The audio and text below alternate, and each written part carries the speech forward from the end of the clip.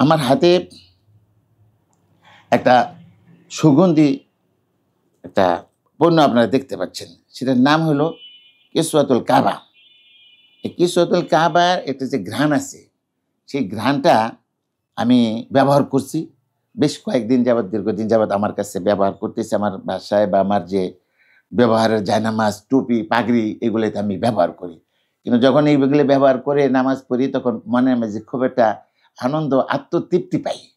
মানে মনে প্রফুল্লতা আসে। আপনারা যারা হজে মক্কা মদিনায় গিয়েছেন, মক্কায় গিয়েছেন, উমরাতে গিয়েছেন, বড় হজ করার জন্য গিয়েছেন, আপনারা যাওয়ার পরে যে সুগন্ধিটা আপনারা অনুভব করতে পারছেন মাতাফে বা তোয়াফের সময়, আমার হাতে যে সুগন্ধিটা আছে, এটা যদি আপনারা একবার ব্যবহার করেন, তাহলে আমার ব্যক্তিগত মত, আমি ব্যবহার করতেছি দীর্ঘদিন যাবৎ।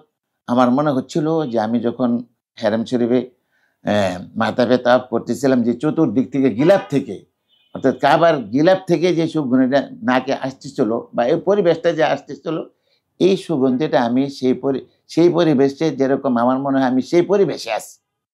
তো এখন আপনারা এই সুগন্ধিটা আমার হাতে আছে। আপনারা যারা এটা আপনাদের কাছে পৌঁছে দেওয়ার জন্য চেষ্টা করে যাচ্ছেন, যে প্রতিষ্ঠান চেষ্টা করে যাচ্ছেন, আপনারা যদি ওখান থেকে তাদের কাছে সংগ্রহ করেন, সংগ্রহ করার পরে যারা কাবা থেকে আসছেন, উমরা করে আসছেন, অর্থাৎ তাওয়াফ করে আসছেন, ওই ঘ্রাণটা আপনারা যদি এর সাথে পান, তাহলে তাদেরকে ধন্যবাদ দিবেন এবং এটা আরো মানুষকে ব্যবহার করার জন্য উদ্বুদ্ধ করবেন।